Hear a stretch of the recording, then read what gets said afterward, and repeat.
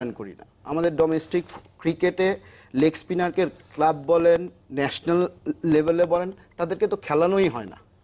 তাদের খেলানোই না, তবে আমরা কিভাবে মূল্যায়ন করব? ফার্স্ট থিং হচ্ছে ডোমেস্টিকেই তো তাদেরকে খেলানো হয়। এই কথাতে ফেরত আসবে, একজন দর্শক লাইনে আছেন, তার প্রশ্নটা নিয়ে নিতে চাই। আসসালামু আলাইকুম, কে বলছিলেন?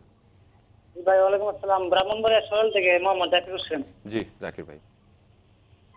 ভাই আমার প্রশ্নটা হচ্ছে, গতকাল অস্ট্রেলিয়া ক্যাম্পের জন্য বিসিবি 22 সদস্যের প্রাথমিক দল ঘোষণা করেছে। তো সেই স্কোয়াডে আলামিন, রুবেল এবং নাসির নেই। আমার প্রশ্ন হচ্ছে, গত টি-20 বিশ্বকাপে আলামিন সর্বোচ্চ উইকেট শিকারী ছিল এবং ওয়ানডে বিশ্বকাপে রুবেল শেষ ওভারে এসে ইংল্যান্ডকে হারিয়ে দেয়।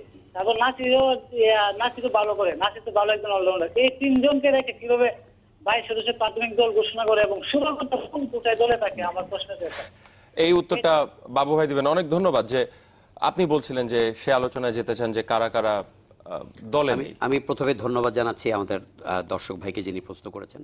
তিনি একদম আসল জায়গায়, মানে একেবারে জায়গা মতো টাচ করেছেন। নাসির, রুবেল হোসেন এবং আলামিন, আমি মনে করি যে যে কেউ বলবেন যে যদি অস্ট্রেলিয়া এবং ইংল্যান্ডের কন্ডিশনের কথা চিন্তা করেন, যেহেতু আমরা তো 1 বছর আগেই ওয়ার্ল্ড কাপ খেলেছি, সেই জায়গায় কিন্তু তিনজনই দলে ছিলেন এবং তারা পারফর্ম করেছেন।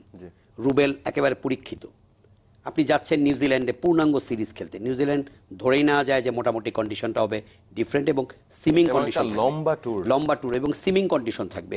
ওয়েদার হয়তো কিছুটা ক্লাউডি গ্লুমি থাকবে বা ঠান্ডা থাকবে, কনকনে বাতাস, ন্যাচারাল একটা মুভমেন্ট একটা পেস বোলারদের জন্য থাকার চান্স। সেখানে রুবেলের এক্সপেরিয়েন্স আছে, আলামিনেরও তাই। আর নাসির, আমি বলছি বারবার একটা কথা উঠছে যে মাহমুদুল্লাহ রিয়াদ, মোসাদ্দেক হোসেন সৈকত এবং এখন মেহেদী হাসান মিরাজ, তিনজনের পরে ব্যাটসম্যান কাম অফ স্পিনার, এরা তিনজনই কিন্তু মিরাজ এক্সট্রাঅর্ডিনারি পারফর্ম করেছেন, বাট স্টিল হি কনসিডার্ড আগে ব্যাটসম্যান দেন অফ স্পিনার।